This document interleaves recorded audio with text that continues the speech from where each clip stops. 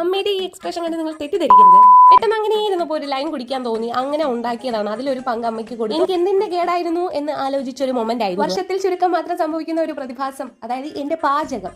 അതുകൊണ്ട് തന്നെ അമ്മ എന്നെ ഒന്ന് പറ്റിച്ചതാണ്. ഇതുവരെ ആരും പരീക്ഷിക്കാത്ത റെസിപ്പി ആയതുകൊണ്ട് തന്നെ നിങ്ങൾക്ക് ഇതിനെപ്പറ്റി ഒരു ധാരണ കാണില്ല.